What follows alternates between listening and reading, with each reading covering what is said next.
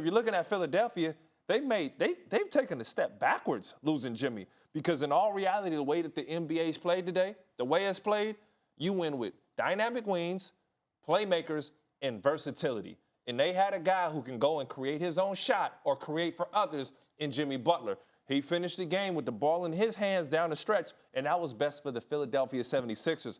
They just lost that. With him going to Miami, it spreads things all the way out. Now, if there's a team that I'm going to contest that can actually challenge Toronto with Kawhi Leonard, it would be the Milwaukee Bucks. And the only challenge I have there is that Kawhi Leonard can always slide over and guard Giannis when needed. Pascal Siakam's going to come back a year older. This is a team with the experience. So in all reality, if I'm going to say that there's a second team to challenge, it's going to be Milwaukee, and it would not be Philadelphia. I'm going to say this. Tobias Harris, he's going to have a more prominent role this year, more defined role with this basketball team. When he came over in the trade from the Clippers, right, you had him, you had Jimmy Butler, you had Embiid, you had to do things for Ben Simmons. But Brett Brown was in a tough situation, trying to get all those guys an opportunity to do something on the offensive end. Jimmy's gone. Yes, he was your big shot maker. He was your playmaker at the end of the game. But now that gives Tobias Harris an opportunity to go out now and show what he could do. Help me out here. We saw it, and we saw it. Okay, help me out here. Wait a second. I just want to set the stage for a second, because both of you have just mentioned the Philadelphia 76ers. Yes. So you believe I'll let you guys say it. Did they get better or worse with who they've lost in a Jimmy Butler and a J.J. Redick, and who they've gained with an Al Horford and a Josh Richardson? Did the Sixers get better or worse, Ryan? Break down Tobias Harris' game. Break down Tobias Harris' game. So I was behind the scenes watching every single game with the Clippers and what that man did in the postseason. And I'm not saying he's a bad player by any means, but I want you to break down his game and how it fits with Philadelphia, since you're throwing him out there. Because he's a guy that can go get his own shot. He can play pick and roll, and he can make a three-point shot. Okay? And no, he's not Jimmy Butler. No, he doesn't have the aggression of Jimmy Butler, but it fits well with the temperament of their team. And you know what they added? Also added another all-star in Al Horford. You know what that does?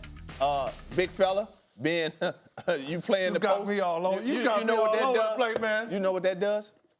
Now Joel Embiid doesn't have to play 82 games, because now you could take him out of the mix and you could put Al Horford at the 5. You think about that? That's going to lighten his load. How much have you watched? I don't think you watched him too much. Who? Because if you know something about Tobias Harris, he's probably one of the best players in the league at playing off of the basketball, not needing the ball in his hands. Playing pick and roll is not one of his strengths. That's not what he does best. And you talk about a loss, a departure, which you didn't bring up in J.J. Redick. You know who J.J. Redick was? He was Ben Simmons' best friend. Yeah, he was. Best friend. Yeah, he was.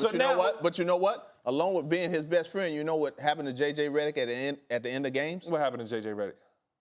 He was doing what Rachel doing, sitting down on the bench because he couldn't guard nobody. And you know what? You get Josh Richardson from the Miami Heat. A lot of people have not seen this kid. You know why? Because Miami Heat wasn't that good.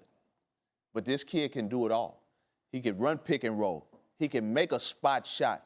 And everything defensively that you're looking for, he could do it. Pick up 94 feet. He can guard ones. He can guard twos. So, yes, he's not the shooter of J.J. Redick, but overall in that spot, he makes them better. So you're telling me the guy who, I don't want to say can't shoot, because I'm not big on putting can'ts, just won't even attempt the three, in Ben Simmons, needs a guy who's a better defender. He doesn't need one of the greatest shooters you have in the league in J.J. Redick. He doesn't need a playmaker, because there's certain times when Philadelphia had success, they took Ben Simmons off of the basketball and they put the ball in Jimmy Butler's hands. They're going to be able to do that with Josh Richardson.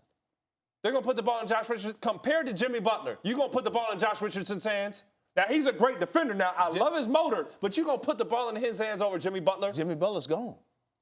There's nothing we can do. They got worse? Jimmy Butler decided to leave, okay? But they got Al Horford, okay? They got Josh Richardson. They got better, man. They're going to be better. Just the whole cohesion as a team. Ben Simmons next year is going to be better. Joel Embiid is going to be better because of the things that he went through this year far as health and not being in the tip-top shape that he need to be in. He understands going forward now what type of shape he has to be in and at what level he has to play at to be successful. Jones. And that, for me, makes the Philadelphia 76ers better. And this pains me to say this. I'm a big man, played 10 years in the league, and now it's a guards league. The word tweener, once upon a time, was a horrible thing, and we haven't heard that for a while.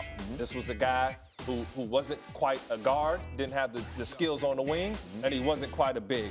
But now it's a game of versatility. So those guys come at a premium. We no longer win with size. So right now what Al Horford he's going to start at the power forward slot, but ultimately he's there as a security blanket. They don't know if they can rely on Joel Embiid's health, as we would agree to. So as far as getting pushed over the top, am I going to win with a power forward / center or a guy who can play the wing position and create his own shot?